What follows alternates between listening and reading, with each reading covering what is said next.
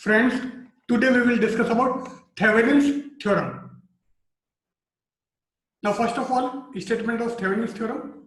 According to this theorem, any two-terminal linear network containing linear impedance and one or more generators can be replaced with an equivalent circuit consisting of an equivalent impedance in a series with an equivalent source of EMF. The equivalent impedance is represented by ZEQ and the equivalent source is represented by EEQ. So all the sources are replaced by an equivalent source of EMF EEQ, and all the impedance except load impedance are replaced by an equivalent impedance ZEQ. Now, what is EEQ? EEQ is actually the EMF between two terminals when the external load is removed or when the circuit is open. And ZEQ is the impedance of the output terminals when all the sources of the EMF are short-circuited or replaced by their internal impedance. So all the impedance are replaced by ZEQ and all the sources are replaced by equivalent source EEQ. This is our circuit. Here we have any network of impedance and generators, and here we have load impedance. And according to Thevenin's theorem, all these sources of EMF are replaced by an equivalent EMF EEQ, and all the impedance which are present here can be replaced by an equivalent impedance ZEQ. So the Thevenin's equivalent circuit of this will be, this is our equivalent EMF, and here we have equivalent impedance. Now, proof of Thevenin's theorem. This is our any linear network. Z1, Z2 and Z3 are the impedance and ZL are our load impedance. E is the source of EMF. This is loop 1 and this is loop 2. In loop 1, I1 current is flowing in clockwise direction, and in loop 2, current I is flowing in clockwise direction. And using Thevenin's theorem, this whole circuit can be replaced by this equivalent circuit. And the current flowing in load impedance is I. Now, by applying Kirchhoff voltage law in loop 1, I1 current is flowing in clockwise direction and current I is flowing through Z3, which is in opposite direction of I1. So when we apply Kirchhoff voltage law in loop 1, then E is equal to I1 into Z1 plus Z3 minus I Z3. Now applying Kirchhoff voltage law in loop 2. In loop 2, there is no source of EMF, so E will be 0. And hence, when we apply Kirchhoff voltage law in loop 2, then I into Z2 plus Z3 plus ZL minus I1 Z3 is equal to 0. Because I is flowing through Z2, ZL and Z3, and I1 is just flowing through Z3.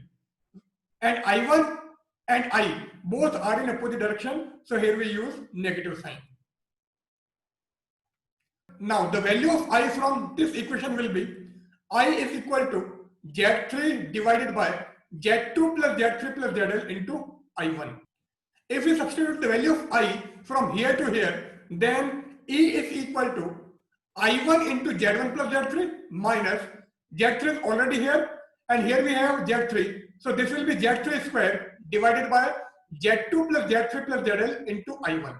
So E is equal to I1 into Z1 plus Z3 minus Z3 square upon Z2 plus Z3 plus ZL into I1. Now I1 is common in both brackets.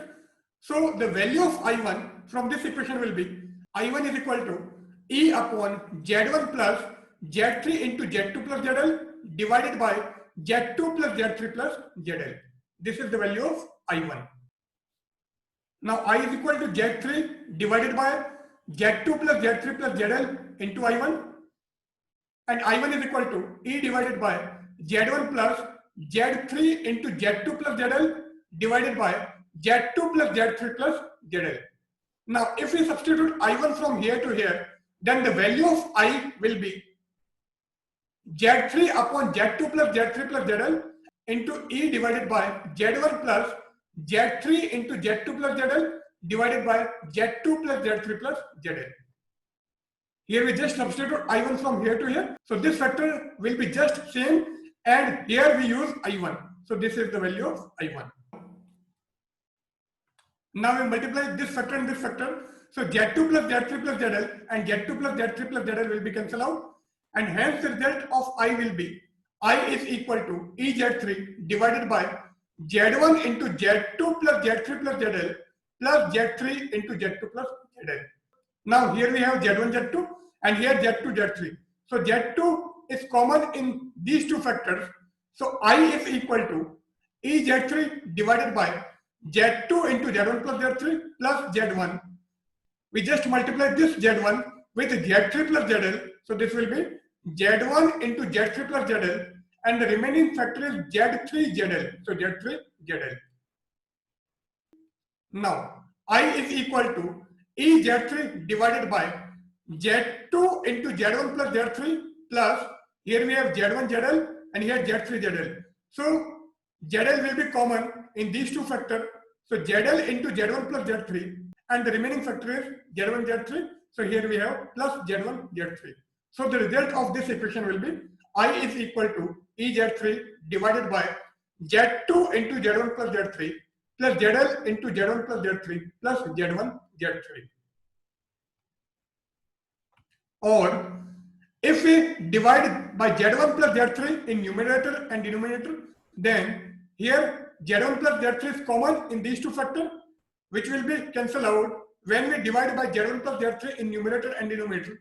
So here EZ3 upon Z1 plus Z3 divided by ZL plus Z2 plus, here we do not have any Z1 plus Z3. So this will be Z1 Z3 divided by Z1 plus Z3. Now determination of EQ. This is our actual circuit, and if we want to find the value of EEQ, then this load impedance will be removed. So this is removed, and the EMF which we obtain across these two terminals will be our equivalent EMF. Now this is our loop 1, and let current I dash is flowing through this circuit. So if we apply Kirchhoff voltage law in loop 1, then E is equal to I dash into Z1 plus Z3. So this is our equation. Now I dash from this equation will be I dash is equal to E upon Z1 plus Z3. Now open circuit voltage. This is our open circuit voltage. So EEQ will be I dash into Z3 because I dash is flowing through this impedance. So EEQ equal to I dash Z3, and I dash is equal to E upon Z1 plus Z3. So we just substitute I dash from here to here. So EEQ is equal to EZ3 divided by Z1 plus Z3. Now determination of ZEQ. This is our circuit. To determine the value of ZEQ, this impedance will be removed and this source of EMF will be removed. So these two terminals will be short circuited, and the impedance which we see across these two terminals will be our equivalent impedance. So ZL is removed and input terminals are short circuited. Now Z1 and Z3 are in parallel. So the equivalent impedance of these two impedance will be Z1 Z3 upon Z1 plus Z3, and the equivalent impedance of Z1 and Z3 will be in series with Z2. So the resultant equivalent impedance ZEQ will be Z2 plus Z1 Z3 divided by Z1 plus Z3. This is our equivalent EMF. This is the value of load current. Now in this equation, EZ3 upon Z1 plus Z3 is replaced by EQ, and Z2 plus Z1 Z3 divided by Z1 Z3 can be replaced by ZEQ. So I is equal to EEQ divided by ZL plus ZEQ. This is the current which is flowing through load impedance. Now this is our Thevenin's equivalent circuit. So if this is Thevenin's equivalent circuit, then the current which is flowing through load impedance in this circuit will be same as the current flowing through the actual circuit, which is given by this equation. So if we apply Kirchhoff voltage law in this loop, then EEQ is equal to ZL plus ZEQ, or I is equal to EEQ divided by ZEQ plus ZL. This is the load current which we obtain by this circuit, and this is the load current which we obtain by actual circuit.